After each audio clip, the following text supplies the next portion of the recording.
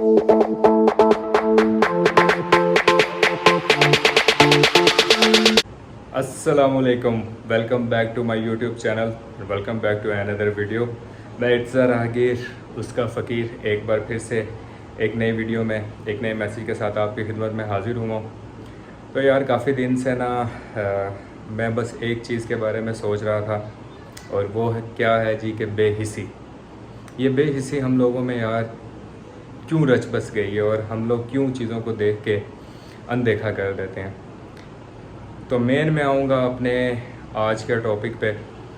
तो पहले मैं यार एक कश्मकश में था कि मैं इस चीज़ के बारे में बात करूँ ना करूँ, तो इसका क्या मैसेज आएगा, मेरे घर वाले क्या कहेंगे। लेकिन खैर इस चीज़ के बारे में मैं आपसे आज बात करूँगा। वो ये है कि अभी रिसेंटली जिस छोटी बच्ची के साथ तशद्दुद किया गया, तो वो जज साहिब की बीवी ने जो उनके साथ किया, यार मेरा सिर्फ सवाल ना एक आप लोगों से, आवाम से ये है कि यार वो एक छोटी सी मासूम सी बच्ची है। अगर आप उसकी वो वीडियोस देख लेना, उसके दांत तोड़े गए हैं, उस पर एसिड गिराया गया, इवन कि उसके ज़ख्मों में कीड़े पड़ गए हैं।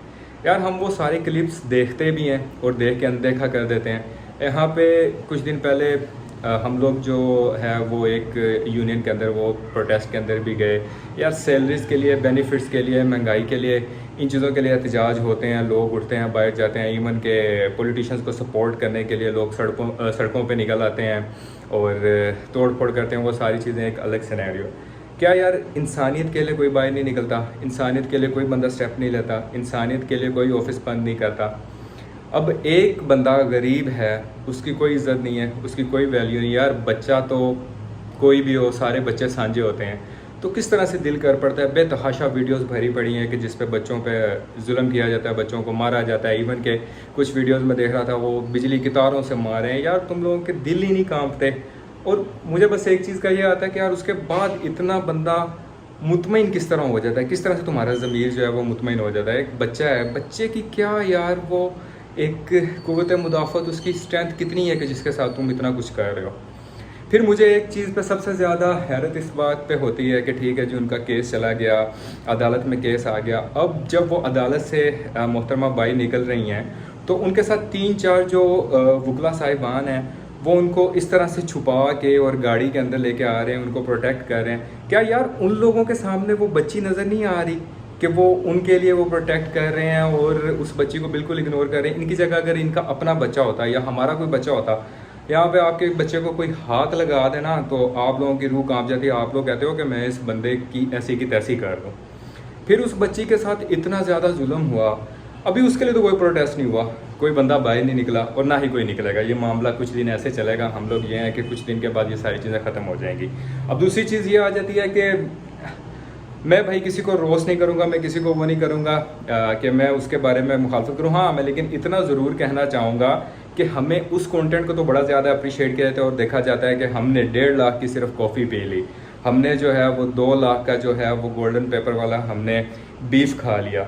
यार इन चीज़ों को क्यों नहीं प्रमोट करते? अगर आपकी इतनी ज़्यादा फ़ैन फॉलोइंग है, आपके मिलियंस के अंदर फॉलोअर्स हैं, तो अगर आप उनको इस चीज़ से, थोड़ी अच्छी चीज़ से अगर उनको गाइड करते हैं, उनको बताते हैं, थोड़ी अवेयरनेस देते हैं कि भाई ये चीज़ें भी कर लें, ठीक है, माना मैं कौन सा कोई वो बहुत बड़ा कोई क्या कहते हैं कि आलिम दीन हूँ, लेकिन एक इंसानियत का नाता जो होता है, इंसानियत के लिए तो बंदा बोल सकता है ना, और इन चीज़ों के लिए कर सकता है। मैं आपको एक छोटी सी अपनी रियल लाइफ की एग्जांपल बताता हूँ।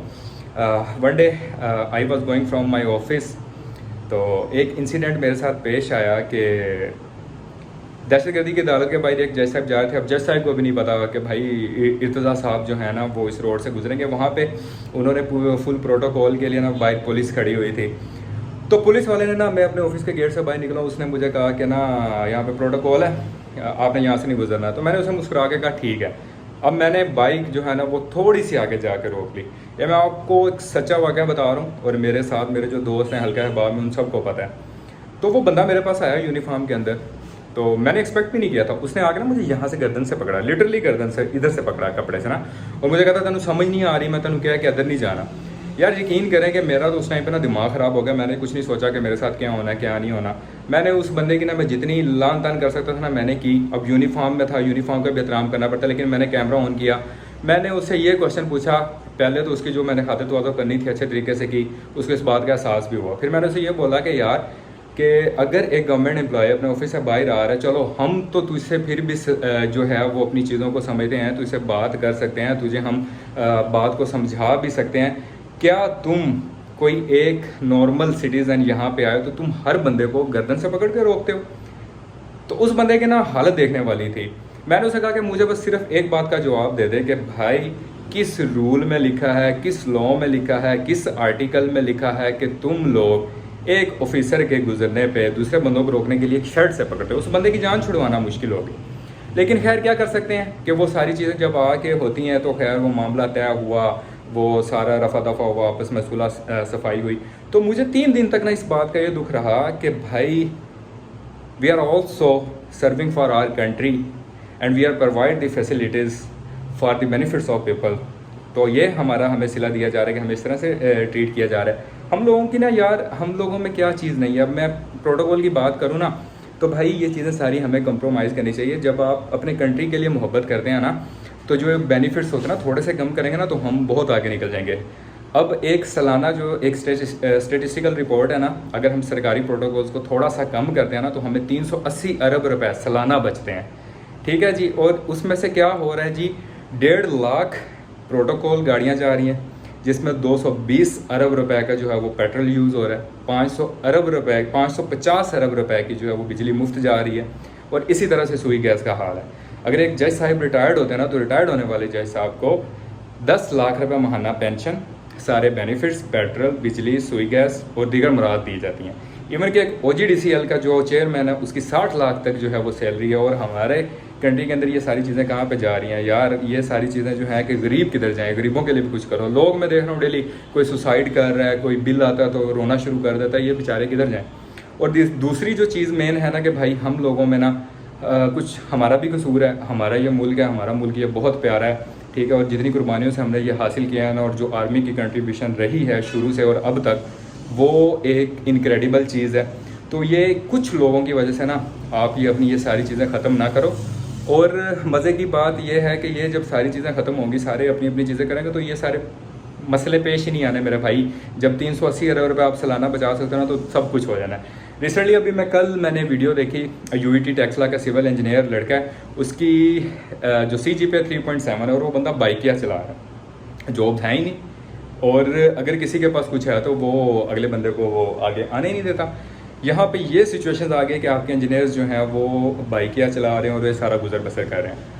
खैर जी, ये जो सारी चीज़ें हैं ना भाई, ये खुद एफर्ट्स करने से होता है। हम लोग अशरफुल मखलूक़ात हैं और हम लोग इस्लाम को रिप्रेजेंट कर रहे हैं। और हमारा कंट्री जो है कि हमारे कंट्री के अंदर, पाकिस्तान के अंदर इतना टैलेंट है कि हमें ये चीज़ें भी दिखानी चाहिए। चलो ठीक है जी, आप लोग बाहर गए, 1.5 लाख का आपने पर्स लिया, 1.5 लाख की आपने कॉफ़ी पी ली, वो सारी चीज़ें भी करो। जब आपकी एक फ़ैन फॉलोइंग है तो आप इस तरह के भी छोटे छोटे मैसेज दे दो, तो इससे कुछ भी नहीं होना, आपकी इमेज ख़राब नहीं होनी, आपकी दुकान बंद नहीं होगी। ठीक है, हम ये कंटेंट भी डाल देते हैं जी कि आज मेरे बेबी ने ये खाया, आज मेरे बेबी ने वो किया। अब स्टार्ट में व्लॉगिंग की तो व्लॉगिंग के साथ साथ अब मैं जो है वो डेली की रूटीन, हॉस्टल लाइफ, फ्लैट में किस तरह रहना, बाहर की चीज़ें, ये सारी चीज़ें भी करते हैं। लेकिन भाई एक सिटीज़न होने के नाते ना जब ये चीज़ें दिल को दुखती हैं ना तो हम इस पर बोलते हैं। अब उस बच्ची को भी जो है ना वो एक जस्टिस देना चाहिए। उसके साथ जो हुआ वो किसी की बच्ची है, गरीब की बच्ची है, तो वो एक जो जान है ना, एक इंसानियत का कत्ल, एक इंसान का कत्ल पूरी इंसानियत का कत्ल।